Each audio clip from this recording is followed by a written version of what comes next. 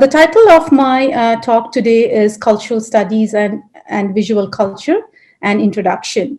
And this is the outline of the lecture for today. So I will talk about sort of traditional definitions of culture and what culture specifically means in the field of cultural studies. I will then talk about the discipline of cultural studies as it originated in Britain, developed in United States, and sort of the Indian context. Then I will talk about visual culture and Bollywood in particular. So that's going to be sort of the line of argument for this talk.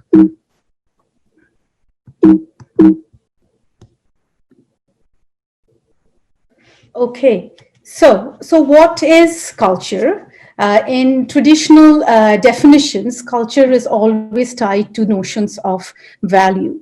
So the two sort of definitions of culture, commonsensically, traditionally, historically, is a process of personal refinement.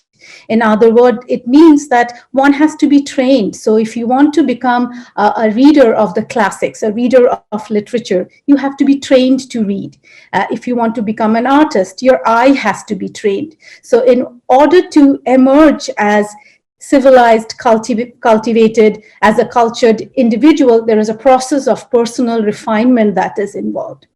The other definition of culture that ties it to marks of development or progress is the second definition that you have there, a state of manners, taste, and intellectual development at a time or place.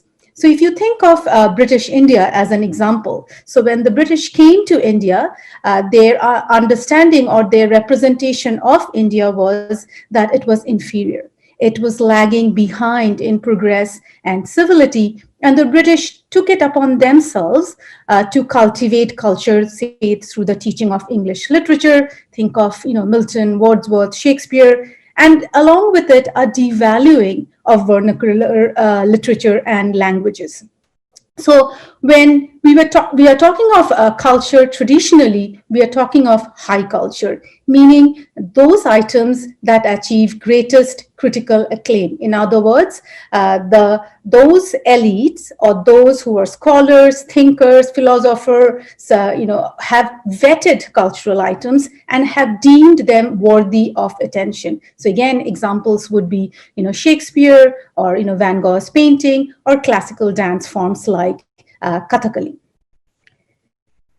Two main proponents of this high culture are Matthew Arnold and F.R. Lewis. So for Matthew Arnold, his definition of culture is the best which has been thought and said in the world. For F.R. Lewis, in his book, The Great Tradition, which was published in 1948, he looks at the masterpieces or great works, canonical literature.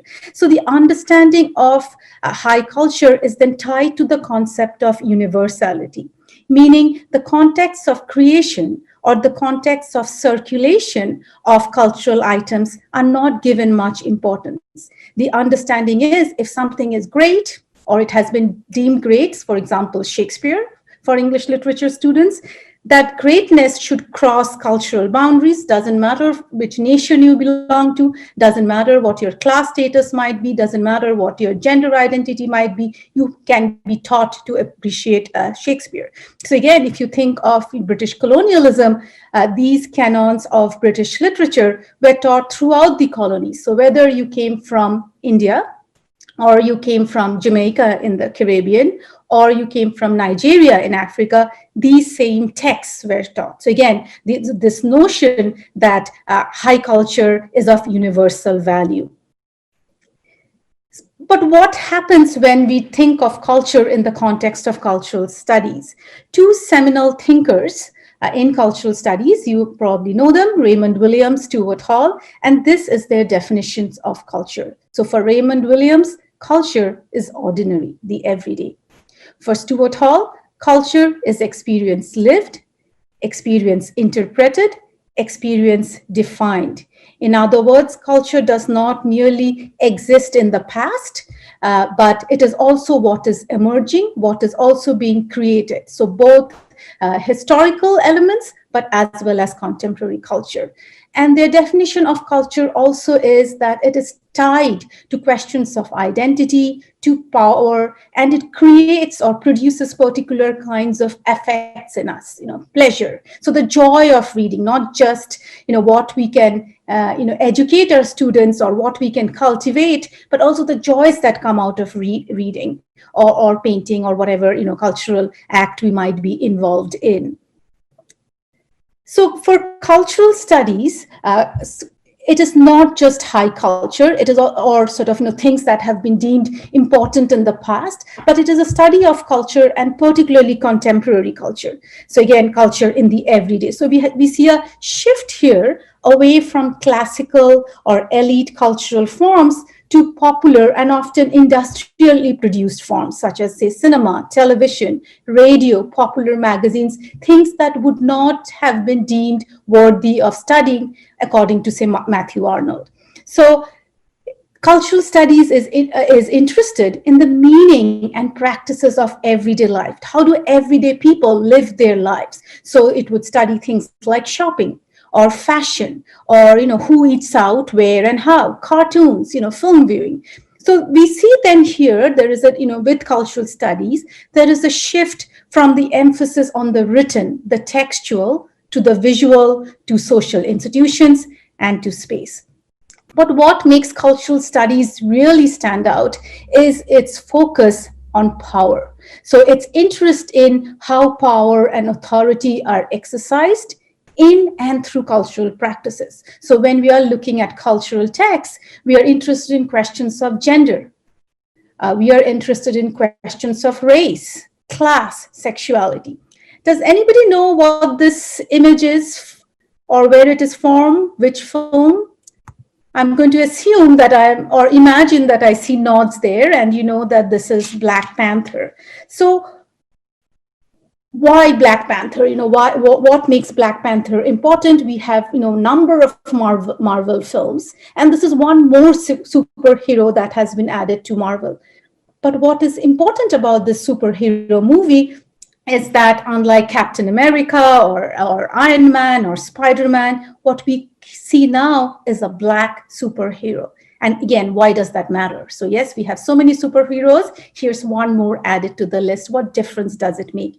Huge, because representation matters and Black lives matter.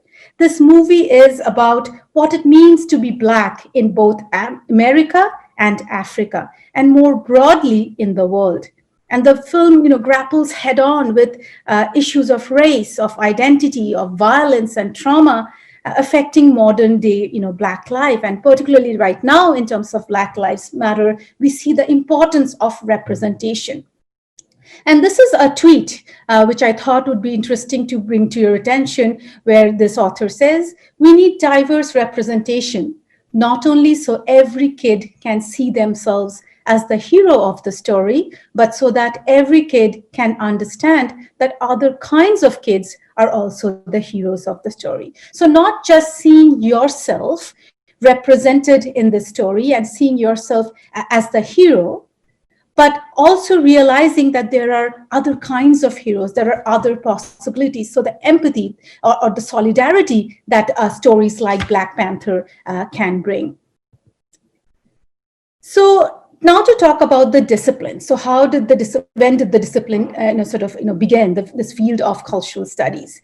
So again, British cultural studies. So that's where the field begins in the 1950s. Key figures associated with British cultural studies are, again, you should know the names, Richard Hoggart, Raymond Williams, Stuart Hall, and it begins at the Birmingham Center for Contemporary Cultural Studies at the University of Birmingham in 1964. And anybody who is doing, or studying anything to do with cultural studies have definitely read a chapter from Stuart Hall's book, Representation and the Media. In the US, cultural studies begins a little bit later. It's only in the 1980s. One of the seminal figures associated with US cultural studies is Edward W. Said and his book, 1978 book, Orientalism. And this book, for those in English literature know, has played a seminal role in the field of literary studies with what Said called colonial discourse analysis. So he talked about how colonization happens. And of course, yes, as we all know, colonization needs army, it needs soldiers. But Said argued, but it also happens through the power of discourse, the ability to represent others, as different, as inferior, as subaltern. So the effects of such positioning and the power of this positioning that he talked about in relation to economics, politics, self-perception of the colonized for generations to come. So a key text in terms of literary studies, but it has its effect goes beyond the field of literary studies, anthropology, religion, history, etc. Other key names associated with U.S. cultural studies are Lawrence Grossberg, John Fiske, Judith Butler, and there are many others. Moving on to India. In India, two developments in the 1980s had a key effect in terms of the development and the teaching of the field of cultural studies. And one of those is the Subaltern Studies School. And this is in the 1980s, as I said, where a group of historians began looking at the history of India under colonial rule. And key names associated with the Subaltern Studies School are Ranajit Guha, Shahid Amin, Gayatri Spivak. And their emphasis was on studying cultural events and phenomena to understand historical events. So you can see there's a shift happening, rather than, which king had a war with the other king, what are the lives of, or numbers of people lost. Their emphasis is on cultural events like uprisings, rebellions, and little known historical figures that often remain invisible in the story. So subaltern studies, just from the naming, you can see the sort of the ideological and political angle that this group of scholars, historian scholars were taking. So subaltern literally means subordinate, a low rank in the army. And the subaltern studies historians studied the history of modern India they argue that the history of modern India has been narrated from the point of view of the colonizer or the Indian elite. So two groups of elite, whether they are the colonizer or whether they are Indians themselves, it is always the elite perspective, which was the dominant point of view. And they were interested in the everyday ordinary ways in which people, such as peasants, industrial workers, tribals, and women made history. So again, they wanted to write history not from the dominant point of view, which is again the colonizer or the Indian elite, but from the point of view of the subaltern. Those stories that were not told, those stories that were always marginalized, those stories that are invisible. So in other words, subaltern studies as a field of study began what is known as history from below. And its effect goes beyond India. It has affected writing of history in Latin America, in Africa, and in other places. There is another sort of parallel development that happened in India in the 1980s, and that is the writing of women's history. I still remember when I was studying in India, one of the books that I read was Lata Mani's Contentious Traditions, which you have the image on the slide here, where she talks about the debate on sati or widow burning. And she argues in that book that, yes, this is, the sati seems to be about freeing women and liberating women, but we never hear the voices of women, what they felt or what they did and why they did. Was there coercion? Was this something that they were, brainwashed into? Was it volitional?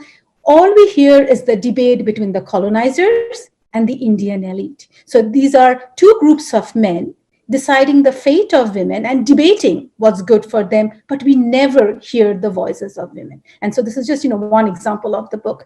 But, there are others like Tejaswini Niranjana, Meenakshi Mukherjee, Tanika Sarkar, and many, many others who talked about the difficulties of writing a history of women, the lack of women in official archives and history. And what does that mean?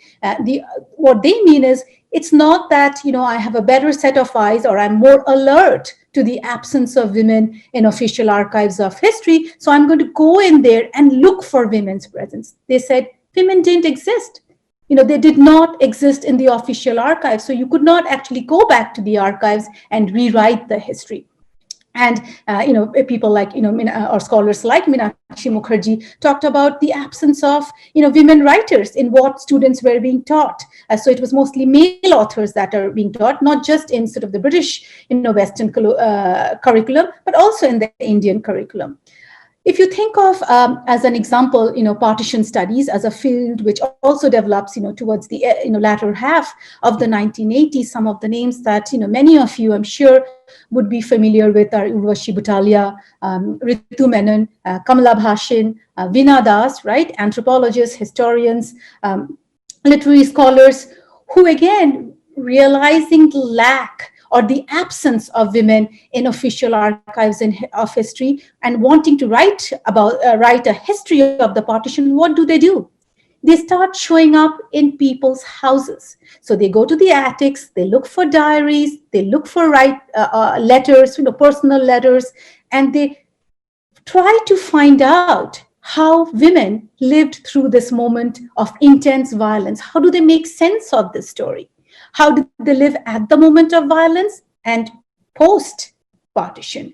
Again, how did they make sense of it? How do they remember the partition? So they were interested in studying everyday practices of rumors. How did rumors spread? And Veena Das's amazing book on that. Or memorialization practices. Urvashi Butalia talking about the memorialization practices that are practiced in Sikh gurudwaras, etc. So again, writing or making women's voices heard and their presence felt, and talking about their contributions to history, literature, and various other fields. So that brings us, from this, this sort of my comments on sort of historians and literary scholars contributing to this development of cultural studies in India and beyond, tells us that cultural studies is an interdisciplinary field. So interdisciplinary meaning it draws from a range of disciplines and in humanities and social sciences. So you can sort of see in the slide some of the critical approaches that cultural studies scholars use to read or analyze, cultural texts, Marxism, semiotics, feminist theory, ethnography, critical race theory, post-colonialism, post-structuralism, and many more that you can see on this slide.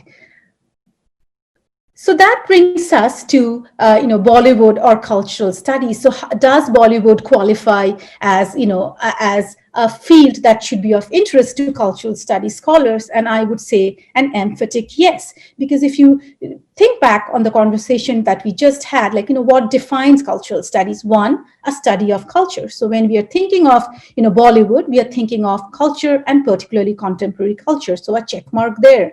Next, cultural studies as interested in the meaning and practices of everyday life. So when we are looking at Bollywood, we are watching Bollywood films, we see a representation of the current society, whether it's sort of, gender identities, whether it's patriarchy, whether it's masculinity, friendship, etc., fashion, jewelry, all of those things. So the meaning and practices of everyday life.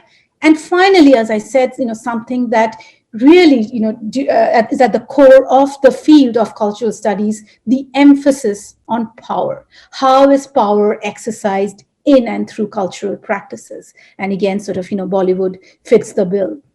So I'll talk, just, briefly about visual culture, and then again talk about Bollywood as visual culture. So, as we all know that even before we had texts, we had paintings and drawings, right from the time that we lived in caves. So we always had, so pictures always preceded text. Yet the term visual culture comes into existence much later, and sort of what is known as the visual turn in cultural studies points to the historical shift that we see in the importance that is given to vision, to images, and technologies of production of images, and the subjectivities that are created through these images.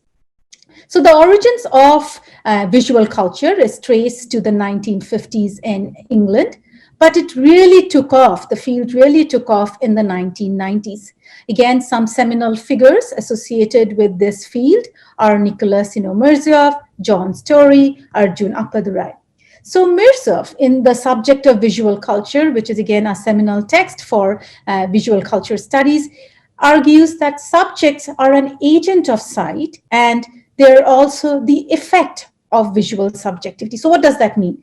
So they are an agent of sight, meaning that we are, seeing beings. We view products, items, artifacts. So we are agent of sight. We have agency in what we are seeing, right? In terms of our vision, where our gaze goes and where it doesn't. But we are also created as subjects through these acts of seeing, right? So which kinds of movies we watch, what kinds of clothes we decide to buy, right? That affects how we create ourselves as subjects. And, in terms of, in our contemporary times, the hyper intensification of visual technologies that we see, the everyday assault of social media, phones now serve as cameras, films that can be released via YouTube. And for those of you who might remember grainy Doordarshan or the 9 o'clock news, versus the 24-hour news cycle that we have, it will take, no convincing that images have become inseparable from our daily reality. And this then also brings up questions of accessibility, privilege, privacy, and surveillance. Think of COVID-19 or the coronavirus, pandemic right now. Like many of you, here too in Canada, we have moved to, online learning, which means like many of you, I'm also, trying to learn and navigate all kinds of online, platforms in Zoom, Google Meets, Microsoft Teams. Yet that also throws up questions of who has a phone, who has a computer, what is the quality of connectivity? What if you are sharing a room with your sibling and you both have a Zoom session at the same time? Who gets access? If you have one computer in the house and your mom is working from home and your brother or sister are also doing online school, who will have access to that one computer in the house? So issues of class, issues of race, gender, housing, employment, and the vulnerability of certain populations have become just more visible with the pandemic. And so these are questions that scholars who are studying visual culture would be interested in.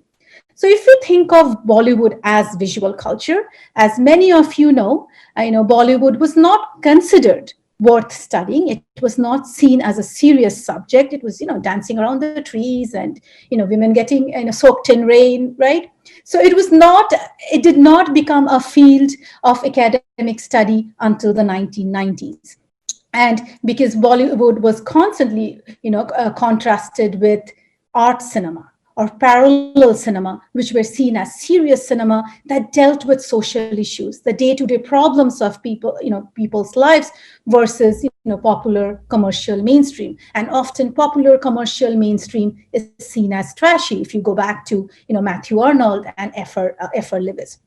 What you also see with Bollywood, to qualify as visual culture, is a shift, of course, from the written to the visual. Right? So we are interested in questions of, seeing, practices of seeing and mediation. How are the stories being told? How are they mediating for us? And I'll talk about it more when I talk about Lagaan. And again, as I said, the question of power. So how is power exercised in the creation and in the circulation of films? So if you think of, plot or storylines, the selection of the film cast, is it going to be Amitabh Bachchan? Or is it Shah Rukh Khan or a lesser known actor? And depending on the choice of this cast, it tells us how much this film might circulate, how well it might be received, how well it might do in the box office.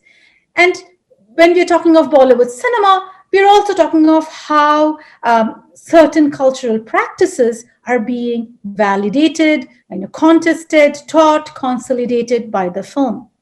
So, for example, like if we were in a classroom right now, I would ask you, can you, identify the other, film star that you see in this particular, slide?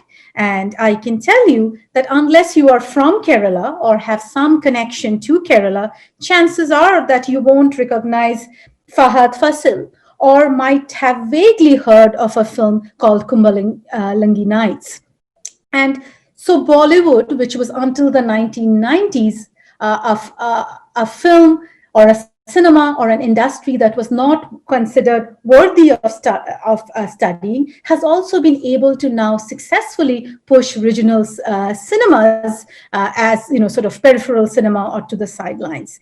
And for those of you who have not watched, Kumbalangi Nights, I would, strongly recommend that you watch it. It's an excellent film about, three brothers and their specific, very distinctive struggles, but also their collective struggles. It brings up questions of, patriarchy, domestic violence, questions around, morality and sexuality, youth unemployment, housing, mental health.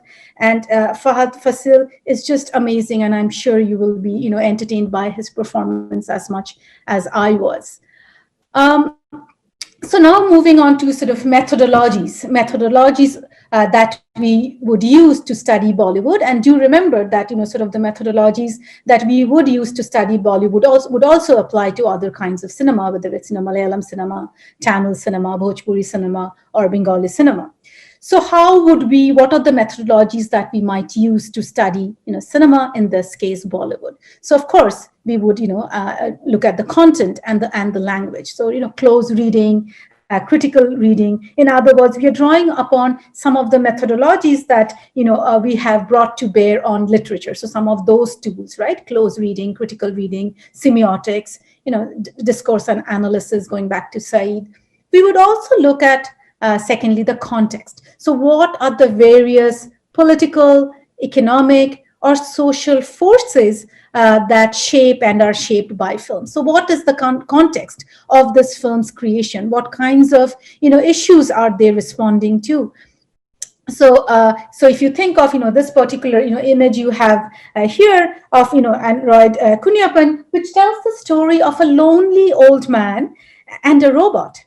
And for many of us, who are in the diaspora and have, elderly parents or extended family members back home, it really touches a chord.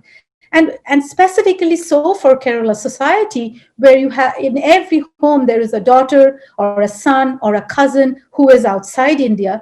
And the effects of this, on everyday life in Kerala in terms of consumerism, the cost of, everyday items, tourism, mental health of elderly population, domestic violence, and so forth. So those are sort of questions that cultural studies scholars looking at a film like this would analyze. And you could draw upon an archival research. You could do interviews with senior populations in Kerala, for instance. So you would draw upon ethnographic modes of inquiry.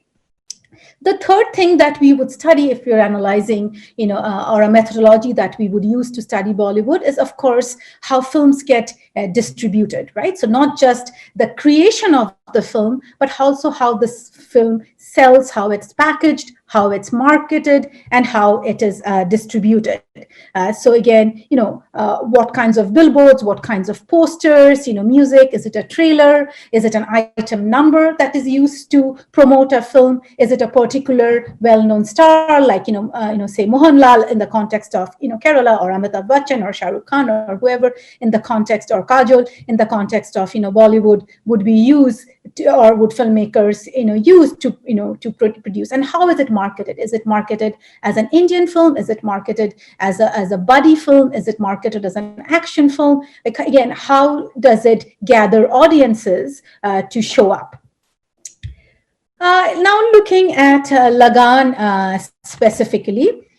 So this is a 2001 film, and I know most of you know about this film well based on what's prescribed for your reading. So if we apply all of the things that we talked about in terms of cultural studies and visual culture to analyze this particular film, so we would of course do discourse analysis. So analyzing the dialogue, the mise-en-scene, the characters in the film, the plot construction, the structuring of the story, the song lyrics. Questions of power that this film would bring up for us would include, questions of nationalism, questions of gender, class, religion, who occupies space, who has access to which space, how is space shared or not shared in the film. Questions of marketing. Why did this film do so well? Again, how it brought together two of India's, great passions, cricket and anti-colonial resistance, as a way of, selling tickets. Feelings, what kinds of feelings does this film elicit in us? What kinds of pleasures do we get by watching, Amir Khan with his unbuttoned shirt? Or what kinds of discomfort does the film arouse for us when we look at sort of, gender stereotypes or sort of, stereotypes of the Dalit? What kinds of dissenting visions does it, offer for us? So here you have, two posters of Lagaan. So if you were to look at sort of the poster on the left, for instance, and even if you did not know what the story of Lagaan is, just from the poster, a particular message is being given. So look at the poster on your left. It says, we can see Amir Khan foregrounded. So we know that he's the hero of the film. It draws our eye to Amir Khan. And then we see behind him a group of men standing shoulder to shoulder. So again, just from that image, we can assume that this film has got something to do with masculinity. It has got something to do with male friendship. It has got something to do with male bonding, because we can see all of these men, and one is a Sikh, one stands out as different, but they're all standing shoulder to shoulder together. If you look at the other poster here, you see Amir Khan again, foregrounded, with his bare chest, unbuttoned shirt, and behind him are two women who are not standing side by side, as you see in the first, poster here, but their backs are against each other. And immediately, for Bollywood viewers, we are told that this is perhaps a film about a love interest. Here are two women, one white, one Indian, who are vying for the attention of this male hero. So if I am somebody who loves romance, I would perhaps want to see this film. Whereas if, I'm somebody who likes, buddy films or action films, the other poster suggests perhaps there is something there for me. Now look at sort of, both, something that appears on both posters. Lagaan, Once Upon a Time in India, and the other one too, Lagaan, Once Upon a Time in India. Now, what does Once Upon a Time in India elicit in our heads? Think of all of the stories that you've heard from your grandmothers, grandfathers, and uncles and aunts. All great stories, believe me, begins with once upon a time. So as soon as we see once upon a time on that poster or these two posters, it brings up childhood memories, nostalgia. It immediately creates the desire to know, watch the film, buy a ticket and perhaps some popcorn and beverage as well. So the poster, by saying Once Upon a Time and then in India, the film that had divided people by genres, I like action films or I like romance, now brings those two groups of viewers together by saying this is a story about India.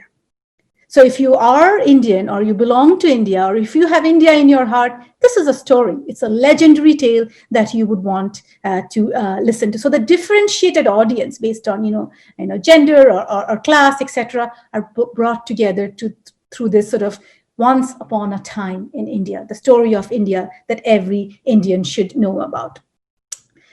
So I'm going to now sort of move on to the reference some of the conversation that comes up in the essay that you are reading, Bollywood Motifs, Cricket Fiction and Fictional Cricket. So I'm just, I have put it here for those who might be, watching this presentation and who are not part of Kerala University. And I will quickly give you a rundown of the plot in case you haven't watched the film or you watched it a long time ago and need a quick refresher. So Lagaan is set in a village in central India. The East India Company looks after the defense of the state in lieu of taxes or Lagaan paid by the peasants. And the year in which the film is set, we are told that there has been no rainfall. And we are also reminded that there has been no rainfall in the year previous to it. Yet the peasants have to pay taxes. So they decide that they would meet with their local king and they would request a tax waiver from him. When they show up to talk to the king at that point is watching a friendly game of cricket that is being played by officials of the East India Company. And the peasants are asked to wait until the match is over. So even though the farmers' very existence is in question, their life is under threat, the game of cricket takes precedence. The game of cricket cannot be interrupted. So with this, simple cinematic gesture of having to wait, having made to wait, the hierarchy of power structures are immediately established, both for the film's characters, the peasants who show up, and for us watching the film. So the villagers wait, and the villagers watch the British players. And Bhuvan, who is the protagonist of the film, played by Amir Khan, explains to his fellow villagers, oh, this is a game that we play in the village. It's Gilli Danda, which all the village children play. So they make sense of this unfamiliar foreign sport through something that is familiar or legible to them. So that goes back to, Stuart Hall's, definition of culture as lived, culture as experienced, culture as interpreted. So through the knowledge bases available to the villagers, they interpret this unfamiliar game. And furthermore, they laugh. And why do they laugh? Because they're amused to see that adult men can run around and play. These are villagers. They don't have the privilege to play games. So they talk and they laugh and they joke. Why are adult men, behaving immaturely? Why are they playing? So, as sort of, this article, Bollywood Motives, discusses in detail, something like cricket, which was used as a civilizing, educating tool, just like, English literature, that was supposed to turn effeminate Indian men into real cultured men or well-mannered men, is re-employed to render the colonizer as an object of amusement. So Stuart Hall argues that culture is always a site of negotiation where intended meanings could be short-circuited. So for Lagaan, or in Lagaan, we see a detailed illustration of the various processes by which, specific and complex negotiations take place, and complex negotiations that are, sort of led by Amir Khan, the hero of the film, who is involved in creating together a subaltern cricket team because, they have to play a cricket game against the colonizer. And sort of the bet that, or sort of the challenge that is posed before them is that if you can beat the British in their own game, you don't have to pay taxes, right? So here is Amir Khan, and you can see all of the characters here who are trying to bring together these villagers who have never played cricket but know Gilli Danda, and he's trying to bring them together, this motley group of people, to create a subaltern cricket team. And even as he does so, we are constantly reminded or alerted to the indigenous social structures that the subaltern inhabits. So with sort of gender hierarchies, class hierarchies, religious hierarchies, hierarchies of ability, so abled and disabled bodies, caste, and so forth. So what we see in the film is a strategic alliance of individuals who are socially quite different, even though they inhabit the same space of the village. And they come together in this strategic alliance to resist the current oppression of the white man. So in other words, it's not a structural change that we are seeing in the film, but a coming together to fight the oppression of the moment. And this allows the film, to render very well in terms of nationalist reading, and one of the reasons the film has done so well. So again, it brings cricket and Bollywood, two national spectacles, together.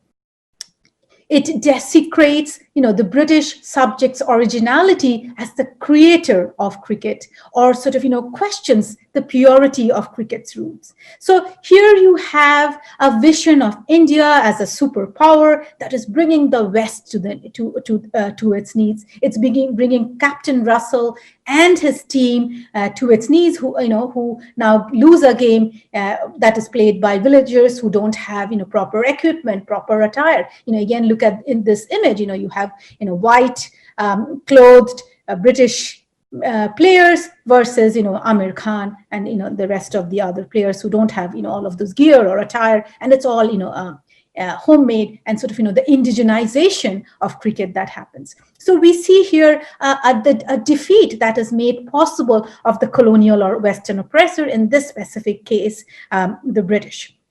And it also helps this particular film to recuperate Indian or native masculinity, not just by defeating the British supposedly in their own game, but also by Amir Khan being the love interest of a white female subject. So the native is now desired and is desirable by a white female subject, and yet he chooses the native girl. So a slap on the face of the West or Britain in this case, in more ways than one. However, if going back to sort of Stuart Hall and his question of how films or any kinds of cultural items are received, or sort of reception. So if you walk into a shop or a hotel, how you are received. So the question of reception and how you decode the messages of where you are made to sit, how long you are made to stand. Similar thing happening with cultural studies object, where Stuart Hall was fascinated by how we, meaning viewers, decode the different messages that culture is telling us. So do we have to buy the nationalist reading of this film? Could we read it differently? So one example would be gender. So if you were to use the methodology of feminist analysis to look at the film, you would argue that cricket is rendered as a quintessentially masculine sport, right? And not just cricket, but so is colonialism, a quintessentially masculine sport, and so is anti-colonial resistance. So again, one poster from Lagaan where you see Captain Russell and Amir Khan, together. So again, number of scholars have said that, right? Colonialism was a negotiation, a contest between elite Indian men and colonizers. And similarly, anti-colonial resistance has always led by the dominant elite, and the masses followed, right? So in terms of the film, as I said, if you're using sort of a gendered lens to look at it, you would say, well, look at the women in the film. It's all stereotypical portrayal of women who are constantly cast in relation to the male protagonist. They are somebody's mother. They are someone's wife. They are somebody's lover. They are somebody's sister, right? They don't stand on their own. They're always in companionate and supportive roles. They are bringing food.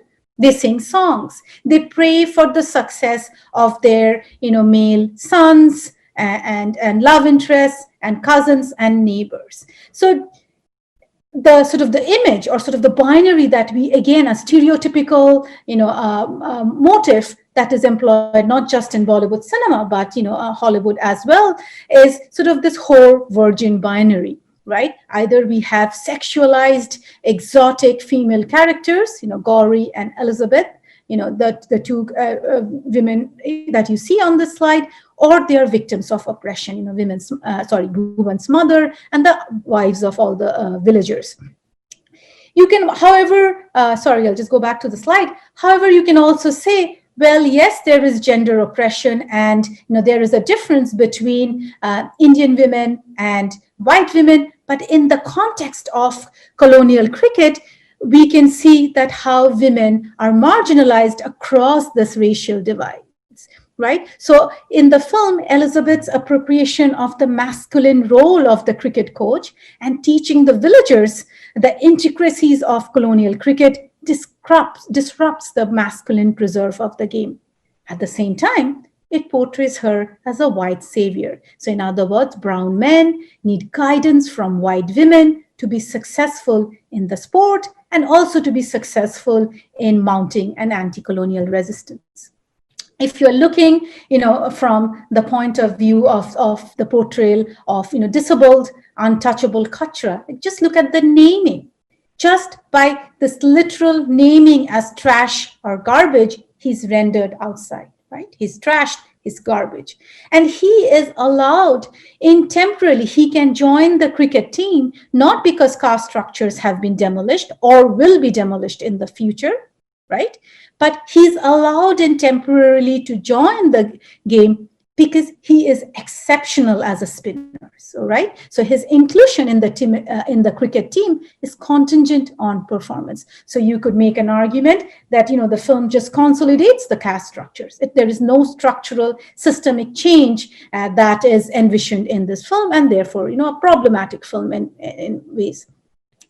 Yet this film, by drawing or sort of, bringing together cricket fiction and fictional cricket, as sort of the essay argues, through dreamed up past, it contests and writes over the given narratives of modernity and history, and it charts a field of contest. So depending on the viewer and the lens that we are bringing to look at the film, we can question or contest the film's portrayal of women or untouchable or sort of, the cricket team or the Sikh subject, etc. If you look at the cinematic ending, and this is a quote from the article that you're reading, we have a male narrator who comes in at the end of the film and says the film's project has been to recover, and I've sort of highlighted some key words here. The film's project has been to recover an experience that's lost, recover an experience that we were unaware of. So, right, so, use cricket history or indigenizing cricket. In the Indian context, it tells us of a specific and distinctive historical practice. So again, trying to make visible distinct stories that are lost because they come from the point of view of the subaltern. And finally, that the film resists colonial misrepresentations of native societies by foregrounding native agency. So Bhuvan and the others do not need an elite or a foreigner to come and teach them about the oppressions or the discriminations that are sort of the disenfranchisements that they endure every day, and they can come together to fight, the British colonizer as needed or the feudal lord when needed, right? It also questions the authenticity and universality of official versions of Indian national history, the erasures and silences in it, and it raises doubts in the minds of the spectators. So what kinds of doubt? That, perhaps, cricket has a different history. Perhaps Indian history has been written from the point of view of particular groups, and we need to rewrite and rethink history. What's also interesting in terms of this particular film and the cinematic ending is it's narrated by no other than Amitabh Bachchan. That's the voiceover, who is the quintessential Bollywood star. And his narration of this story as a story about recovering the experience of the subaltern gives it authority and credibility. So it makes the story of Lagaan appear not as fictional, but as history. So again, opening up alternative possibilities of looking at, Indian history.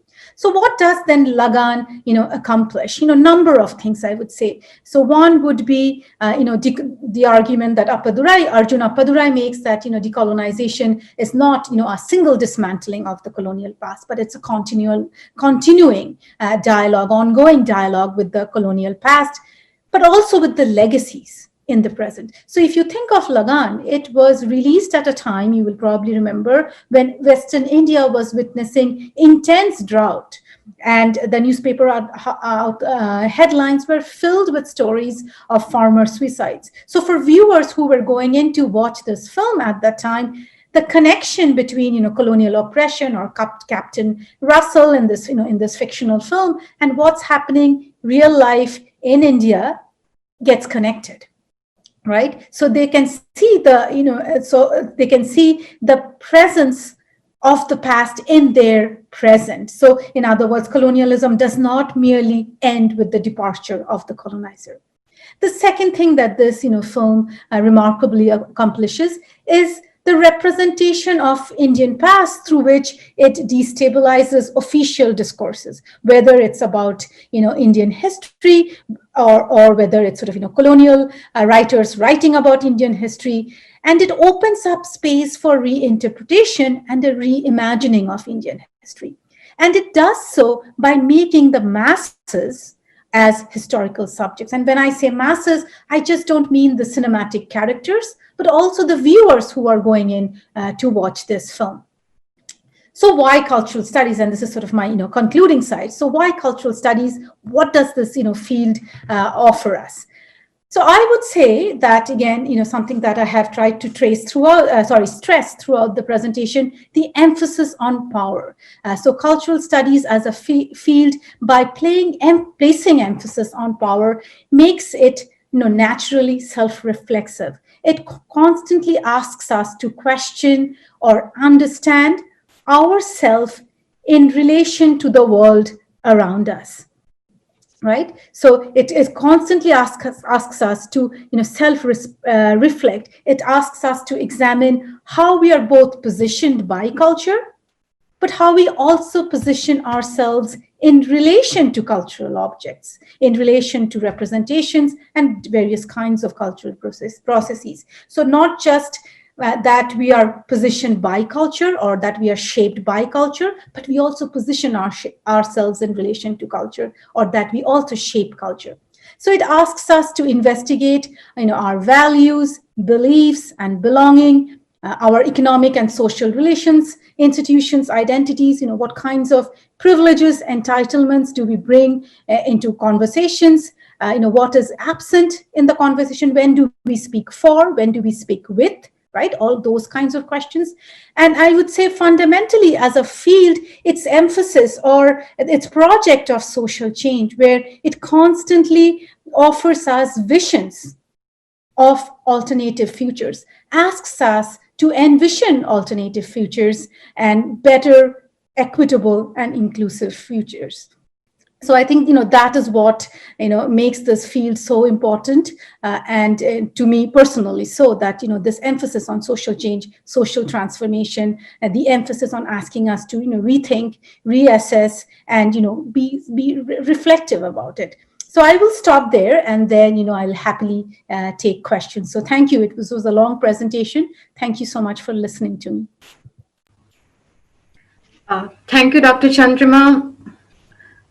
Indeed, thank you very much, for actually taking us through the entire span of culture studies right from the beginning, and then, going on to visual culture, telling us about what was really happening in the Indian scenario, and finally coming to Bollywood and movies, and to the essay that is actually prescribed for study for students here. I'm sure many of the students have immensely benefited from your lecture.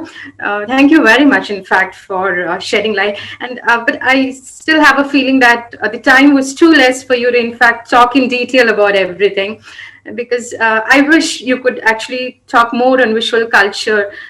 That I think we just had a couple of slides. Yes, yeah, maybe we can do it at a later point, but yeah. I think many of us would really be interested to know more about it. So thank you very much for that very engaging and enriching session. Thank you indeed. We have a couple of questions, I think. Yes, shall I go ahead with the questions? Yes, please. Yeah, there is a question from Mahesh H, and the question is, could you enumerate upon the emerging areas in research on cultural studies and visual culture? Emerging areas in cultural studies and visual culture. So I would say, sort of in terms of emerging fields, there is a lot of work that is coming out in terms of disability studies, MAD studies. So, the emphasis on mental health. And in the context of what's happening, particularly in the United States, where the field of cultural studies deals a lot with questions of race and representation. So I would say in terms of emerging conversations and what we will see in the future, I would guess that there would be a lot of engagement with questions of race and racial representation, violence, as well as sort of surveillance fields, right? With 9/11 and the shifts that we have seen 2014 in terms of, security and surveillance, terrorism and surveillance studies, is, questions of privacy. Those kinds of questions are where sort of the field is going. And then finally, I would say, of course, media studies, right? In terms of, social media. So there's a lot of work in terms of, tweets and Facebook images, how the roles that they might play in elections, or fake news, for example, right? Again, another, area where there's a lot of work, coming out. Yeah. Okay, thank you. There's a question. In fact, there are two questions, and I've just combined the two. There's a question from Jose Babu, who asks, what's your opinion on the cricket as a representation of reality versus fiction? Cricket as a representation of reality versus fiction. And there's another question from Rajiv Mato, who's asking, how do you see this film Lagaan, which you seem to have researched at great length from the lens of pluralistic culturalism? Okay. So, so Joe's Babu's question and the other one. Okay. So cricket as reality versus fiction. So, in this particular film, Lagaan, as you know, I mean, scholars, different cricket historians have made, different arguments. Sort of, Boria Majumdar and others saying, well, this goes back to, it is actually a vernacular sport, and cricket does not belong to England. They do not have, it's not a legitimate argument. And other scholars like Manthia Diwara, again, another famous cinema scholar and cricket historian, others arguing that no, cricket did begin in the UK, and it was used as a civilizing tool, particularly in the context of Caribbean and of course South Asia. So there is what we see in this film is a fictionalization of cricket history. Right? It's a fictionalization of cricket history, an indigenization of cricket history, a vernacularization of cricket history as a way to assert, Indian identity. Right? That's what we see in the film, Indian, in this case, rural identity. Right? In terms of cricket reality, there have also been scholarly work who have looked at the role of real life cricketers. Right? So the role of caste.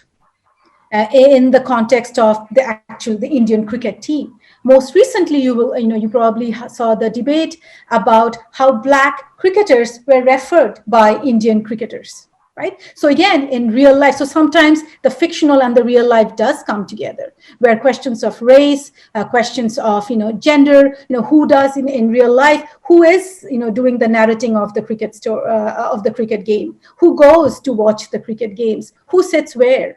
Right. So all of those questions. So sometimes, yes, it is fictional cricket that we are watching in Lagaan, but there are also moments in the film where we can see resonances in terms of actual cricket. Right? Who plays the game? Who has money to buy the all of the gear? Right? Even now in India, like who can play? Is it easier to play soccer versus cricket? What is the gear needed? And that then ties into questions of access, right, and class. So yes, it is a fictional cricket, but yes, we do see real life real life aspects of those fictionalized versions that we see in the film.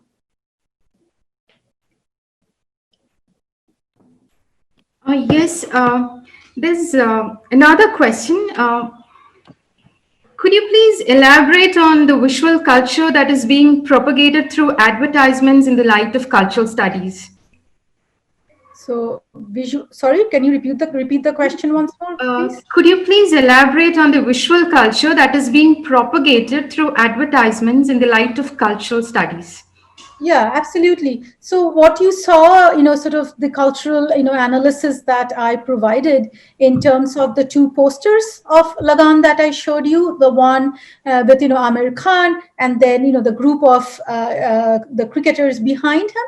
And then the other poster that I showed you with, again, Amir Khan, sort of a very masculine image with, as I said, unbuttoned shirts and all of that. And then, juxtaposed with two women figures behind him. And that is what, billboards and advertisements do, right? So in terms of visual culture and how you would analyze them, you would analyze the placing of the images, right? So in one case, you have all of the men standing in line, whereas in the other case, two women back to back. So we know that they're not aligned. They're not, sharing space together. So when you're looking at, billboards, and the fact that you have multiple posters of a film or maybe a product, whether it's a Nike shoe or whatever it might be, it is giving you different messages. And the reason why you have different posters of the same product is because it's trying to draw in different kinds of buyers, different kinds of viewers, right?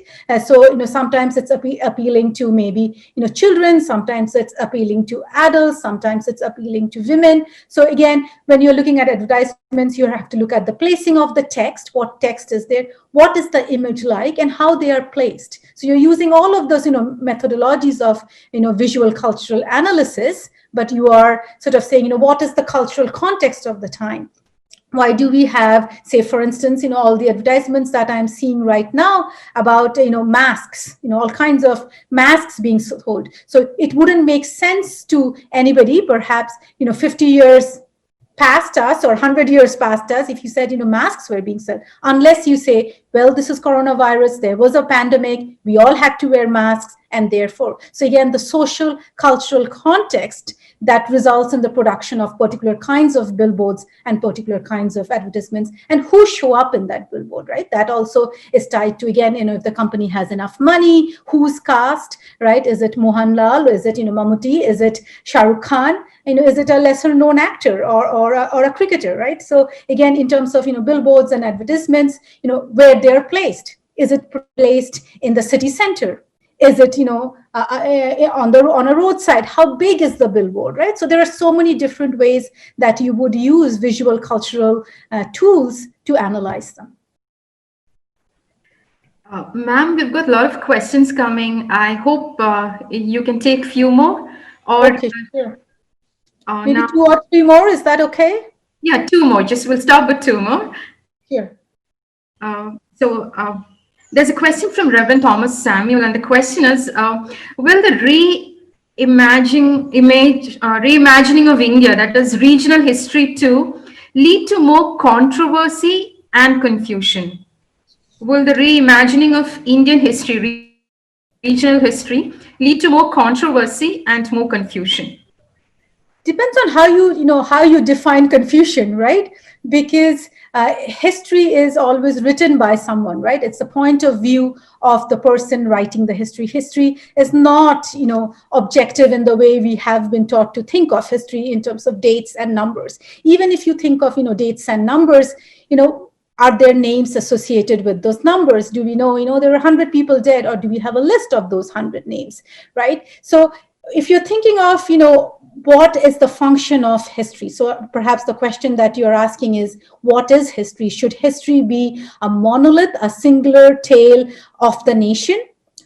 Meaning, is the nation made up of just one kind of subject? Or is the nation, and it's true to India, but any other nation, a nation is made up of people of different classes, genders, ethnicities, religion. Is it possible that all of these, religions, classes, castes can come together within this unitary version of history, right? At moments of crisis, we might, but otherwise, isn't it always a plural history, right? Isn't history always plural, depending on, as I said, in terms of, women's history? So it is only in the 1980s that you had, all of these amazing, women historians, sociologists, others who are trying to retrieve the voices of women and put them in the history books, right? So chaos and confusion, but perhaps that's the reality, right? Otherwise, we are creating this fictional history. And often this fictional history would be tied to questions of, going back to cultural studies and the emphasis on power, who has the power and the authority to tell the story. So if it's one history, it's one story, and often it has been his story, not her story, right? Or stories. So even with, as I said, with partition studies, there is a movement away from textual history to thinking of oral history as history, right?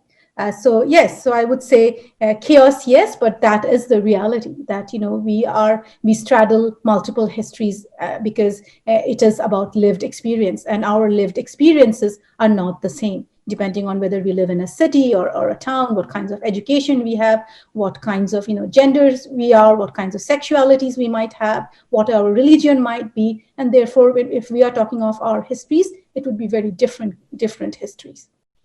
Yeah, sure. Just this is the final question, and the question is from Mr. Premjit Amar from the Department of English, Vishnu College, and the question is, how does cultural studies account for the contemporary culture, which has been unlike in the immediate past, largely because it's shaped by social media these days? And does the infinite difference in individualistic history, other than a collective history, pose a challenge to cultural studies? So you were... Yeah, I think I got the question. So, cultural studies as a field does not have, a methodology, as I tried to explain, or it is not tied to a discipline, right? So we are drawing on, number of humanities fields. We are drawing on social science fields. We are drawing all kinds of, methodologies. So that itself says that this is an interdisciplinary, a multidisciplinary field, which is drawing upon all of these kinds of knowledge bases to create, perhaps a better or more improved understanding of the social cultural context of the time. So there is, again, in terms of, social media, as you mentioned, yes, we are at a time when, it has become easier, perhaps, to hear of stories that were not so available previously through the access, to social media. I'm sitting here in Canada and I can give a lecture and I have, access to all of you, right? So it would not have been possible with the Zoom or, these kinds of platforms that we have. So we are, I think, talking of, and cultural studies as a field is interested in the everyday, is interested in plural versions of the everyday, in difference, right? And in all kinds of difference, or sort of, social hierarchies, how is, power created, how is power exercised. So again, even if you think, of the example that you brought up in terms of social media, it also assumes, somebody has a phone, somebody has internet connection, somebody has time, the ability to edit. So we are again going back to sort of, cultural studies concerns in terms of, class and privilege, who has the leisure. If you go back to, Lagaan, why are the villagers making fun of Captain Russell and his team playing cricket? Because the villagers don't have the leisure as adult men who are working on their farms and who don't know if they would be able to provide for their families the next day. They absolutely do not have the leisure to play a sport, right? So again, differentiated histories and differentiated cultural context, and that is what, cultural studies is interested in. And what makes cultural studies such an, amazing field is it's constantly responding to the needs of the time. So you mentioned, or sort of, asked, what's happening now, what is it responding to? So again, as I said, it is responding to, say, for instance, in the US context, what's happening in terms of police violence. In the UK context, or more largely, it's asking questions like, why is it that with the coronavirus, so many more Black people are dying compared to other populations in sort of the US or the UK, right? So why is it that those who are more vulnerable are further affected by coronavirus? If you think of, the Indian context and the work or sort of the media coverage that we have seen in terms of migrant laborers. So who has the privilege to be home, safe, and don't have to worry about the income or providing food for their families? Who have to be out on the street, if you're a street vendor, if you're selling groceries and your income is dependent on you being out on the street? Do you have the privilege to stay home? So cultural studies is now sort of, responding to this particular context of, privilege, of, being able to physically distance yourself from a possibly infected person. Or why does, these crisis moments make certain vulnerable populations more vulnerable? So it could be based on class or race or housing, right? If you are sharing, a one-room flat with 5 other people and you need to go out to work, can you really physically distance yourself? So again, questions of unemployment, housing, questions of, space, those are all of the questions, that cultural studies as a field is now responding to in relation to what's emerging right now.